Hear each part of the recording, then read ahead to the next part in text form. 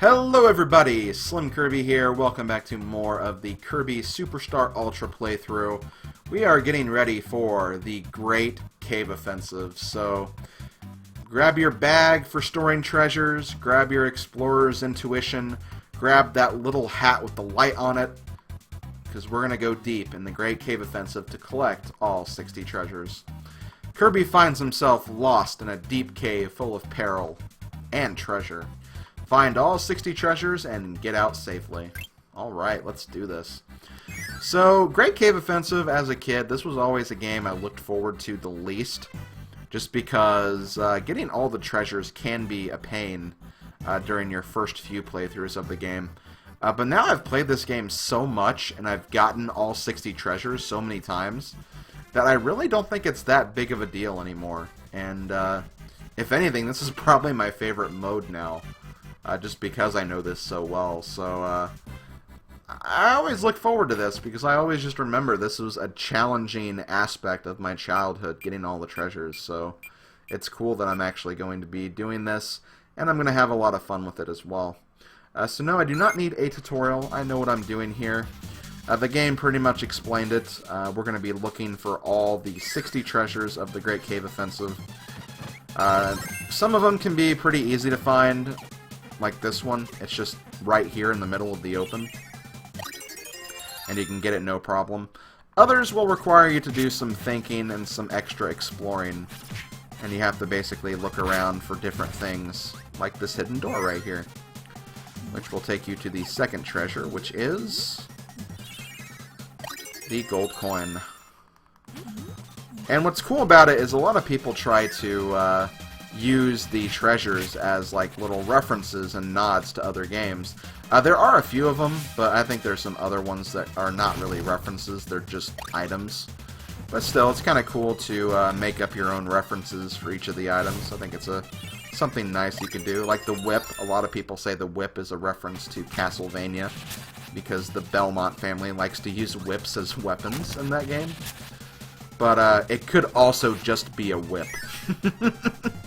It's like, it doesn't have to be from something, but still, it can be fun. It can definitely be fun to speculate, for sure. So I'm actually going to use Wing right here. I kind of showed off Wing briefly in Gourmet Race. But now we're actually going to use it. So like for this one right here, you have to be kind of quick. So you can make it all the way to the end and grab this one, which is the crystal ball. Again, not really a reference, it's just a crystal ball. That's really all that needs to be said about it. I don't know all the references offhand. I'm sure there's some that are going to be obvious for people to figure out, and others that won't be. So I'm not going to try to, like, make every single reference possible or anything. But I will definitely point out a few other ones that I know for sure what the reference is. Like this one right here, the Lucky Cat. The Lucky Cat, I believe, is a Japanese symbol for, is it wealth or good luck or good fortune? It's one of those two. I say wealth because I know they sell for a lot in Animal Crossing, but they also give you, like, really good Happy Room Academy scores in Animal Crossing as well, so I'm pretty sure luck is what you're going for with that. But yeah, it's a traditional Japanese symbol. In fact, there are also items in Mystical Ninja starring Goemon. Oh, come on! I blame my partner for that. Actually, I can't really blame my partner for that. I more so blame, again, kind of the control of this game. Again, Kirby's hitbox is not as well-defined as I feel like it is in the original Superstar. None that it's a big or major thing, just something that I've noticed while playing through this game anyway. But yeah, I freaking love Great Cave Offensive, and I can understand why some people get kind of about it, just because you have to kind of go out of your way to find like a lot of the treasures, and some things aren't going to be as obvious as they would be for other people. But I don't know, there's just something I really, really enjoy about this game that's just so much fun for me to play over and over and over again. Okay, so before I grab that treasure over there, I'm going to open this up. So I can just very easily move on once I get this next treasure. Oh, come on.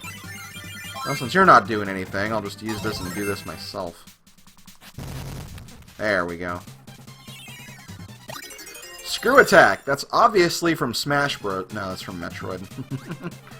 It is definitely in Smash Bros, though, for sure. In fact, that's one of Samus's signature moves, for crying out loud. So in every area of the Great Cave Offensive, you'll find this save room, which will heal you up and also save your progress if you need to save. I don't think I'm going to really need it much, because I don't think I'm going to die that many times. And at some point, I'm probably going to record this whole thing in one go anyway. But still, for anyone who needs a break or something, you have that. Okay, there we go. I was like, why am I not doing that move? Really, really weird. I'm also using Fighter a little bit, just because Fighter, again, is not an ability I use very much. So I figured this would be a good time to kind of show it off for a bit. Before I find something better, anyway. Okay, can I actually get this up here? I feel like I can. There we go. I thought I could. Phantom Mask. I believe that's actually called the Zebra Mask in Kirby Superstar, the original. They actually do change the name of some of the treasures, which is kind of cool. They actually get rid of a few treasures, too, and they make way for newer ones. So they do actually make some changes.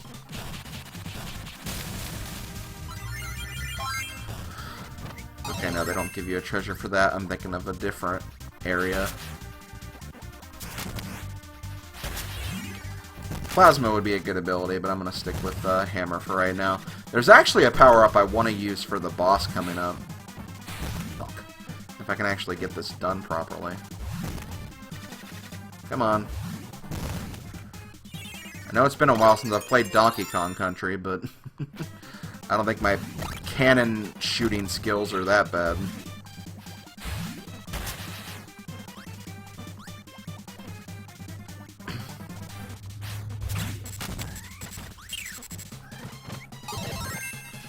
I think I actually need to switch to Cutter at some point too, so...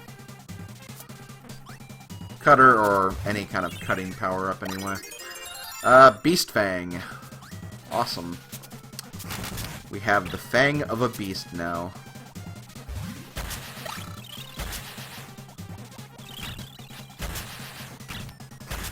Now Kirby can show all of his friends and freak them out by saying, hey, I slayed a beast once.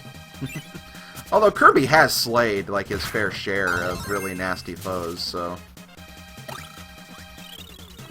Kirby doesn't really need to show off. He's definitely more than capable of proving that he's a hero that's worth a damn.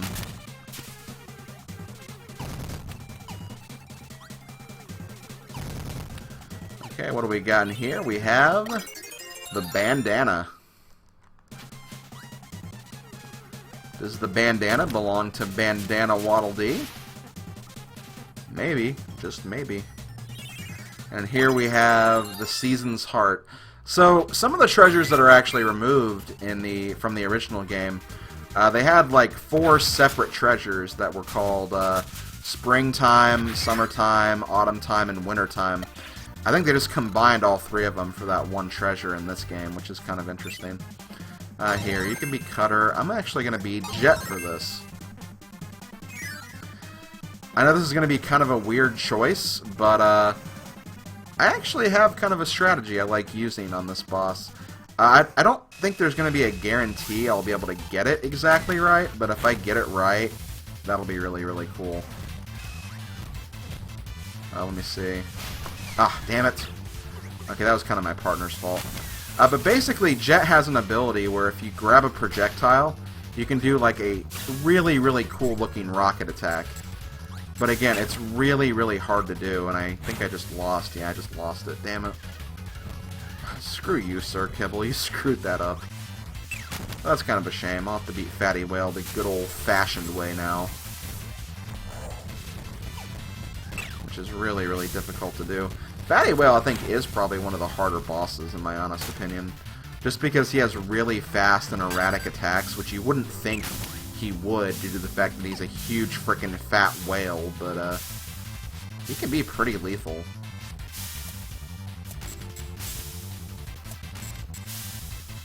Get some extra damage in on with my shield attack. Okay. Got him. Ugh, that sucks that I couldn't show off the jet move, though.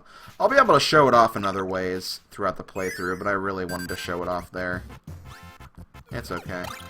So, in between each area, you'll have this little trolley car section. There's really no reason to get out on foot. Just stay in the trolley. You don't have to really do anything. Just wait for yourself to get to the end.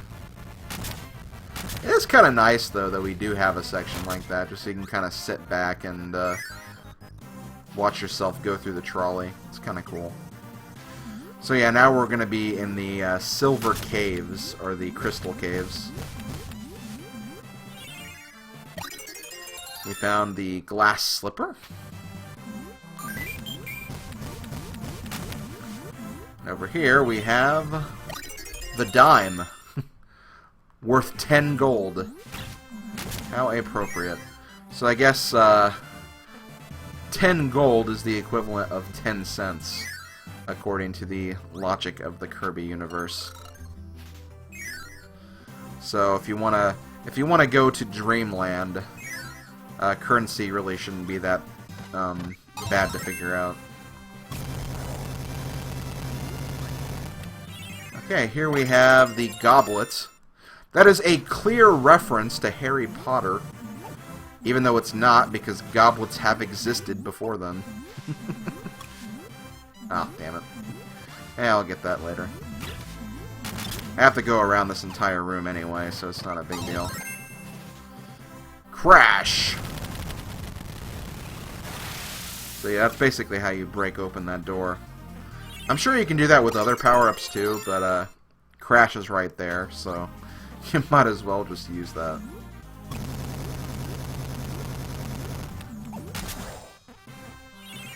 Okay, here we have the Amber Rose. That actually looks kind of cool. How do I... Okay, there we go. I was like, how do you set bombs down?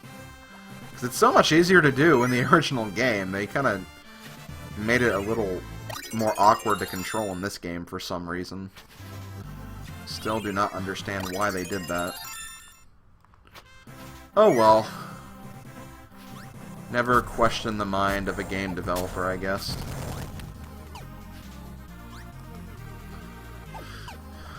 Okay, now we have to fight good old Poppy Bros Jr. Or Poppy Bros Senior. Junior's the partner, Senior's the mini-boss. Isn't that kind of like weird though, that like apparently like we're using like Poppy Bros Senior's kid as a partner when he's on the side of evil? Kind of interesting how they did that. And yep, gonna go grab the saucepan really quick, and then we'll go back up. So I didn't actually mention this, so I'll go ahead and hit pause again. But the machine parts that we got, like a little bit ago, the most recent treasure on this little list here, that's actually parts from the Hydra from Kirby Air Ride, or Kirby Air Ride. It's called Kirby Air Ride. A lot of people mistakenly call it Kirby's Air Ride, but it's actually Kirby Air Ride. I think it's because in like some parts of the world, or in other cases, they actually call it just Kirby's Air Ride, but... Wait, how'd I get two? Oh, there must have been a bomb along with the yo-yo guy. Well, I guess I'm Fighter again, even though I didn't really want Fighter again. But yeah, I think in like some references they call it Kirby's Air Ride, when it's just Kirby Air Ride. But yeah, kind of cool how they actually included another Kirby game in a game that technically came after this game. After in the sense of Kirby Superstar, so they just basically added that. Okay, sorry about that. I had a phone call right there I had to take care of. But yeah, It's really cool that they actually included a post-Superstar game into a Superstar Ultra reference. I think it was just kind of a nice nod to the series, especially since Kirby's Air Ride is a pretty popular game, I'd say. Hear a lot of people who actually talk about how cool that game is, and it is a fun game for sure. I wouldn't say it's my favorite Kirby game though, not by far. For one, this game exists, so there you go. Okay, so yeah, I wanted Yo-Yo. I really wanted Yo-Yo back. My god. Why is it so hard to get in here? Oh my god, just get me on the platform so I can move on. Why am I jumping so high? I feel like for some reason Kirby just jumps really, really high in this game when you don't want to jump that high. Because I'm like barely pressing the button too, so it's not even a matter of me like pressing the button too hard or anything. I'm literally just like tapping it. Power Paintbrush. I want to say that's a reference to something. Could it be Canvas Curse? Because like that's the only like paint I can think of when it comes to Kirby. In the sense you have to like paint with the stylus to create the paths that he goes on. Okay, let's not screw this up. Just because I don't want to do that room again. Okay, $100 coin. Are we actually done? Did I get everything in here? Yeah, I did. Okay, cool. I think I'm actually going to go back up here just so I can heal really quickly. Because I took a lot of damage in that room. Took a lot of damage because of that stupid jump I had to make. Ugh. Okay, here we have the Ancient Gem. It looked more like an earring, not really an ancient gem, but whatever. This game's logic, not mine. That's also kind of annoying. Whenever the copy ability guy steals your copy ability, you have to, like, swallow it again once you kill him. In the original game, you just get the power-up back. Like, it'd go back on you like you had it again. So I'm not really sure why they made that change. Seems kind of weird to me, honestly. Okay, go down here. We get the cell phone, which I believe is an Amazing Mirror reference. The Kirby cell phone that we use to contact all the Kirbys. I'm also going to turn you into Wheelie Rider, because I think I'm going to need you for a part coming up. Ah, damn it.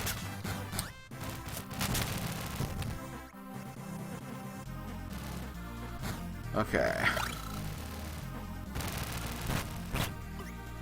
Really? Oh, I think I can actually go through the Gordos. I just can't go through the spikes. Come on. That room just being a chore to get through. Okay, there's the Truth Mirror. I think we also collected the Falcon helmet. Yeah. The third to last treasure we have. The Falcon helmet, obviously a reference to F-Zero. Because that would be Captain Falcon's helmet. What do I want to use here? I could use Jet again. Maybe show off that thing again, but it'd be a little harder to show that off here. Just because of the type of fight this is. I'll go ahead and try it, though. If I see a better power-up, I'll grab it. So this is the computer virus fight.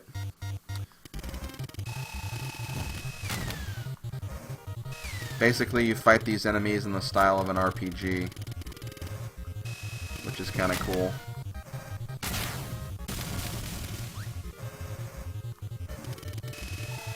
Oh, they actually changed the name of this guy to Puppet in this game. In the original game, I believe he was called the Dancing Doll. Alright. And here's a little fun fact. This enemy is called the Magician in this game. But, the little window that the Magician's in right now, that actually says Magician in the original game as well, even though in the original game it was called the Evil Witch. So I guess Magician was just the Japanese name, and they just carried that over for this game or something. That's weird that they named it the Evil Witch, although it clearly does look like a witch. It's got the pointy hat and everything, so... I guess it's not too far out of line in thinking that. Okay, so I was unable to do that projectile attack thing, but again, this is not really a good fight for that, just because of the type of fight that it is. At least our puffiness went up by 3 points. And yeah, they have new phrases for that as well. I think they took away happy smile points, though, which really pisses me off, because you need happy smile points, I feel like. But getting extra fluffiness, I guess, is pretty cool, though. So I can't complain too much.